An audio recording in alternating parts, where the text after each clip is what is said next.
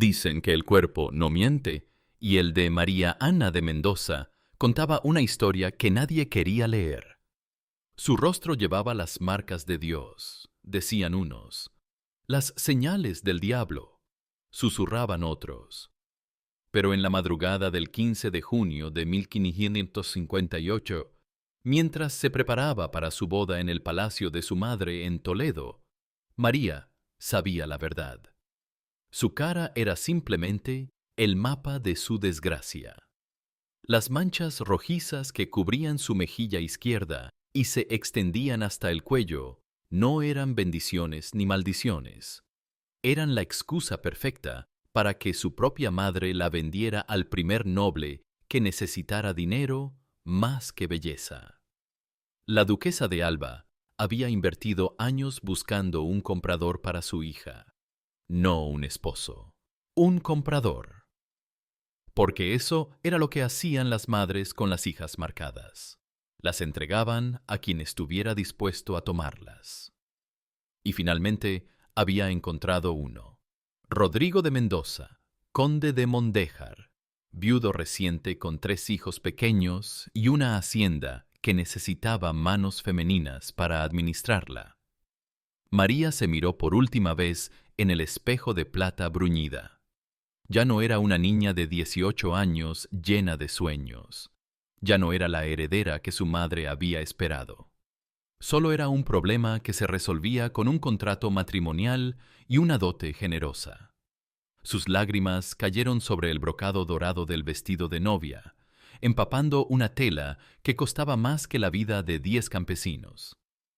Pero nadie lloró por ella, porque en el siglo XVI las mujeres no tenían derecho al dolor, solo al silencio. Para entender cómo llegó hasta ahí, hay que retroceder 18 años, hasta el día en que una niña nació marcada por el destino y por la crueldad de quienes debían amarla.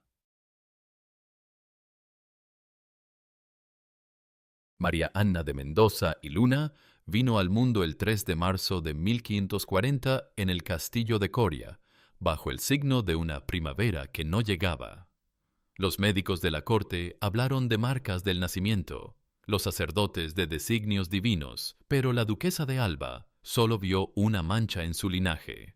Aquellas señales rojas que decoraban el rostro de su hija, como pintura derramada, eran, para ella, la evidencia de que Dios la había castigado por algún pecado olvidado. Su padre, García Álvarez de Toledo, duque de Alba, estaba en Flandes aplastando rebeliones protestantes cuando nació su segunda hija. No volvió hasta que María cumplió 3 años, y cuando la vio por primera vez, su rostro se endureció como piedra. No dijo nada. No tenía que hacerlo. Sus ojos dijeron todo. Esta niña nunca serviría para una alianza matrimonial ventajosa. La infancia de María transcurrió en una corte que la ignoraba, mientras su hermana mayor, Beatriz, recibía lecciones de danza. María aprendía a bordar en silencio. Mientras Beatriz posaba para retratos que se enviarían a príncipes extranjeros, María se escondía en la biblioteca, leyendo a Teresa de Ávila y a Garcilaso de la Vega. Los libros no juzgaban su rostro. Las palabras no se apartaban de sus manchas. La duquesa intentó de todo. Ungüentos de mercurio que quemaban la piel, polvos de perlas molidas que costaban una fortuna. Incluso llevó a curanderas moriscas que prometían borrar las marcas con hierbas secretas. Pero cada remedio fracasó, y con cada fracaso, el desprecio de su madre crecía como la hiedra en los muros del castillo. A los 14 años, María ya sabía que no habría príncipes tocando a su puerta. Su destino era convertirse en monja o en la esposa de algún noble necesitado que pusiera el oro por encima de la belleza. Su madre eligió la segunda opción, porque incluso una hija marcada podía servir para algo, si se encontraba al comprador adecuado.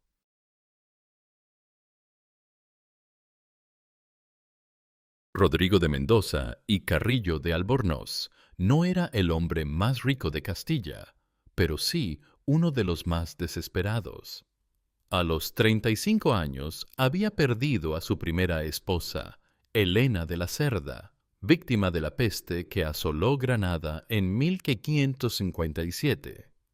Se quedó solo con 3 hijos menores de 10 años y una casa señorial que se desmoronaba sin la mano femenina que la dirigiera.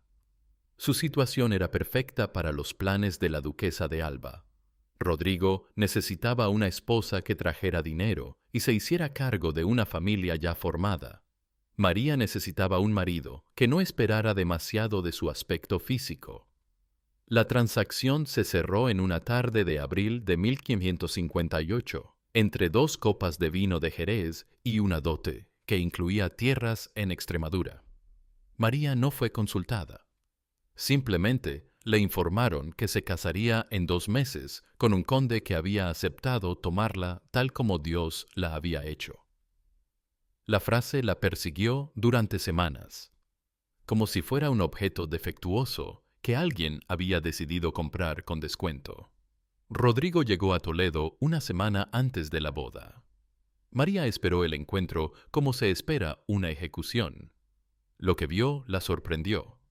No era el vejestorio que había imaginado, sino un hombre de mediana edad, con barba cuidada y ojos tristes que hablaban de pérdidas recientes.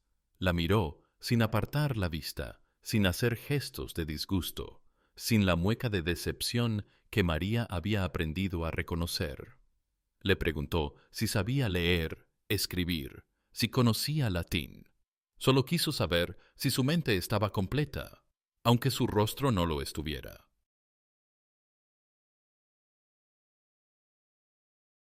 La boda se celebró en la Catedral de Toledo, con el mínimo boato que la dignidad ducal exigía. María caminó hacia el altar vestida de blanco, pero sintiéndose de luto. Su madre sonreía en primera fila, no de felicidad, sino de alivio. Por fin se había librado del problema que la aquejaba desde hacía 18 años. La ceremonia fue breve. Rodrigo pronunció los votos con voz firme. María apenas logró susurrar los suyos. Cuando el sacerdote los declaró marido y mujer, ella cerró los ojos y se preparó para una vida de resignación. Pero la vida tenía otros planes. Esa noche, en la alcoba que habían preparado para los nuevos esposos en el palacio de Mondéjar, Rodrigo hizo algo que María jamás olvidaría. En lugar de apagar las velas y proceder a cumplir con sus deberes matrimoniales en la oscuridad, encendió más. Quería verla, toda. María se cubrió instintivamente el rostro con las manos, avergonzada de que la luz revelara cada detalle de sus imperfecciones. Pero Rodrigo se acercó con suavidad, le tomó las muñecas y apartó sus manos con una ternura que ella no había conocido jamás. Le pidió que no se escondiera de él. Y entonces hizo algo que partió el corazón de María en 2. Se inclinó y besó cada una de las manchas de su rostro, una por una, con devoción, como si fueran joyas, no defectos. Le susurró lo que veía cuando la miraba. Una mujer que había aprendido a ser fuerte porque el mundo le enseñó que tenía que serlo. Unos ojos que habían leído tanto que brillaban con sabiduría. Unas manos que habían bordado belleza porque no podía crearla en su propio rostro. Y esas marcas que la hacían única entre todas las mujeres de Castilla. Esa noche, María Ana de Mendoza dejó de ser la hija no deseada de la duquesa de Alba. Se convirtió en la esposa amada del conde de Mondéjar, y por primera vez en su vida se sintió hermosa. Los primeros meses de matrimonio transcurrieron como un sueño, del que María temía despertar. Rodrigo no solo había resultado ser un esposo tierno, sino también un padre entregado que no permitió que sus hijos trataran a su nueva madrastra con frialdad. Al contrario, Les enseñó a verla como había aprendido a verla él, como un regalo, no como una carga. Diego, el mayor, de 9 años, fue el primero en aceptarla. Una mañana la encontró llorando en el jardín después de recibir una carta cruel de su madre, en la que la duquesa le reprochaba no haber dado herederos varones a su marido en los primeros 6 meses de matrimonio. El niño se sentó a su lado y le tomó la mano.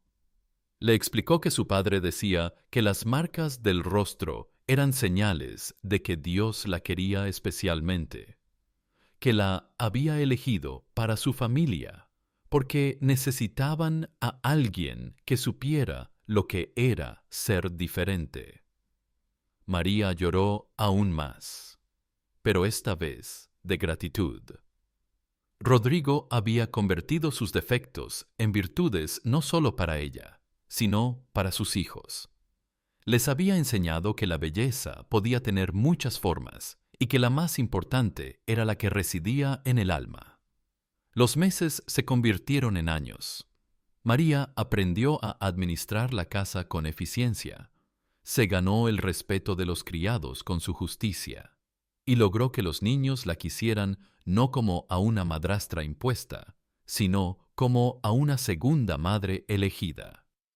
En 1560, María dio a luz a su primer hijo, Fernando. Rodrigo no pudo disimular su alegría cuando vio que el bebé había nacido sin marcas en el rostro, pero inmediatamente se avergonzó de su reacción. Se disculpó con María, no porque no quisiera que fuera como ella, sino porque temía que el mundo lo tratara como la habían tratado a ella. En 1562 llegó Isabel y en 1564 Rodrigo el menor. 3 hijos que crecieron viendo el amor verdadero en sus padres, que aprendieron que la belleza externa era menos importante que la bondad interna. La enfermedad llegó de repente, como llegan las tragedias en las casas demasiado felices. Rodrigo comenzó a toser sangre en el invierno de 1566. Los médicos hablaron de humores desequilibrados, de aires malignos, de castigos divinos, pero todos coincidían en el diagnóstico. El conde se moría. María se convirtió en su enfermera más devota. Lo acompañaba día y noche, le daba las medicinas con sus propias manos, le leía para distraerlo del dolor. Rodrigo, consciente de que el tiempo se agotaba, insistió en dictar un testamento que protegiera a su esposa de las ambiciones de su propia familia. Le advirtió que la atacarían cuando él muriera. Dirían que lo había embrujado, que era imposible que un hombre como él hubiera amado de verdad a una mujer como ella. Le pidió que no les creyera y que no permitiera que nadie le quitara lo que era suyo. El 12 de abril de 1567, Rodrigo de Mendoza murió en brazos de su esposa. Sus últimas palabras fueron para agradecerle que le hubiera enseñado que el amor verdadero no tenía cara. El funeral fue multitudinario. Nobles de toda Castilla acudieron a rendir honores al conde de Mondéjar. Pero las miradas que recaían sobre María no eran de condolencia, eran de sospecha. ¿Cómo era posible que aquel hombre noble y apuesto hubiera estado verdaderamente enamorado de una mujer marcada? Tenía que haber brujería de por medio. En enero de 1568, 10 meses después de la muerte de Rodrigo, llamaron a María a declarar ante el Tribunal del Santo Oficio en Toledo. La acusación era brujería y hechicería. Las pruebas, según sus acusadores, eran evidentes.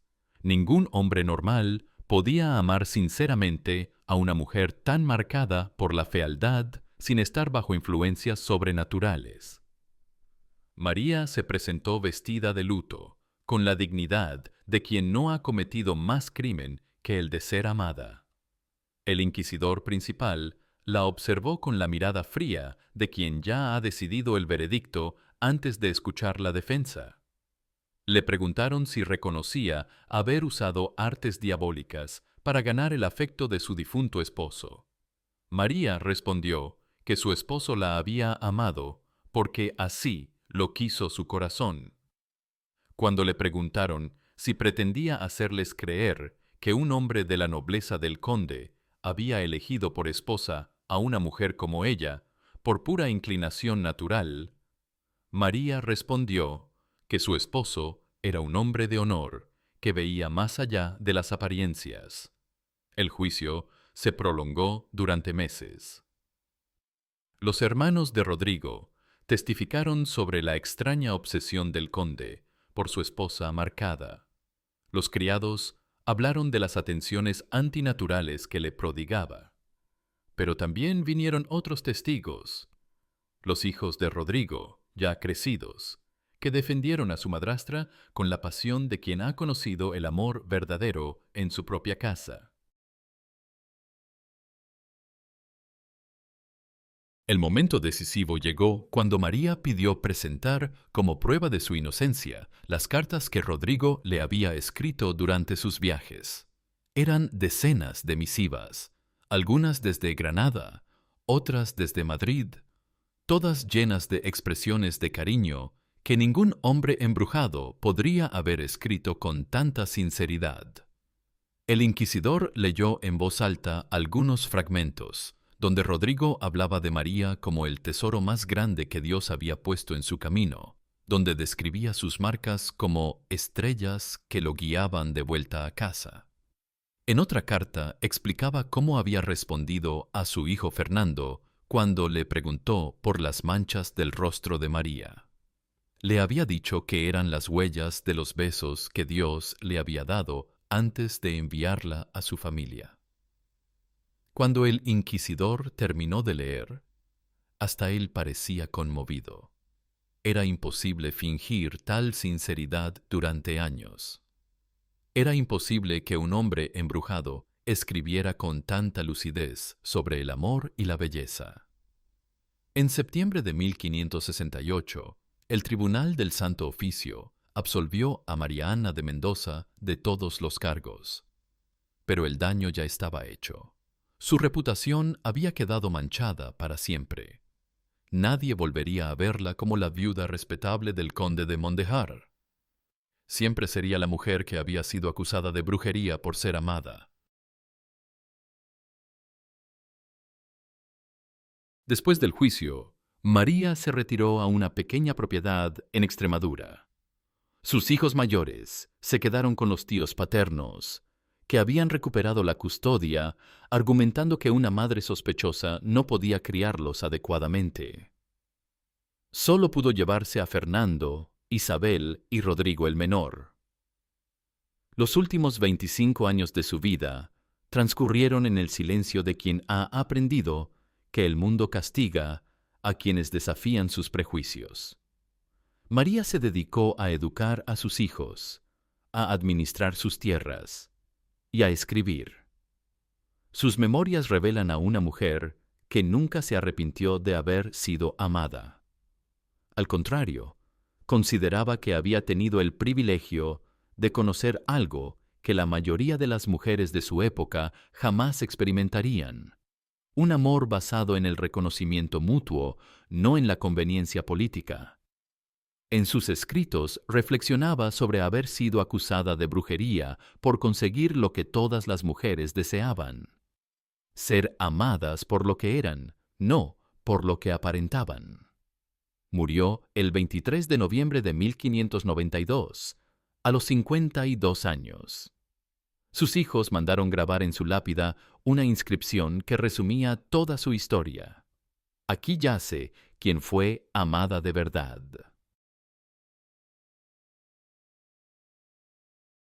Siglos después, en una España que sigue luchando contra los prejuicios sobre la belleza física, la historia de María Anna de Mendoza resuena como un eco de verdades incómodas. Su vida fue la demostración de que el amor auténtico existe, pero también de que una sociedad que valora más las apariencias que las almas está condenada a destruir lo más hermoso que puede crear. Esta no es la historia de una mujer fea que sedujo a un conde. Es la historia de una mujer inteligente que encontró a un hombre sabio. No es el relato de una brujería imposible, sino el testimonio de una verdad muy simple: que la belleza real nace del reconocimiento mutuo, del respeto, de la capacidad de ver en el otro lo que el mundo se niega a mirar. María Ana no fue la esposa marcada que hechizó a su marido. Fue la mujer que tuvo la suerte de casarse con el único hombre de su época, capaz de amarla como merecía ser amada. Y esa, quizás, sea la magia más poderosa de todas: encontrar a alguien que nos vea no como somos, sino como podemos llegar a ser cuando alguien nos ama de verdad. Su madre la entregó a un conde solitario porque la consideraba fea, pero él la amó por la misma razón por la que deberíamos amar a todas las personas, porque detrás de cada rostro hay un alma que espera ser reconocida. Y cuando eso sucede, cuando alguien nos mira con los ojos del corazón en lugar de los ojos del mundo, entonces descubrimos que la verdadera hermosura nunca tuvo que ver con la perfección, sino con la autenticidad. Porque hay amores que nacen de la costumbre, otros de la conveniencia y algunos pocos de la casualidad. Pero el amor que nació entre María Ana y Rodrigo fue de esos que cambian la forma de entender qué significa ser humano. Nació del valor de mirar donde otros se niegan a ver, y de la sabiduría de encontrar belleza donde otros solo ven defectos. Y si esta historia te ha emocionado, compártela. Porque en un mundo que sigue juzgando por las apariencias, recordar que el amor verdadero trasciende todos los prejuicios no es solo romántico, es revolucionario.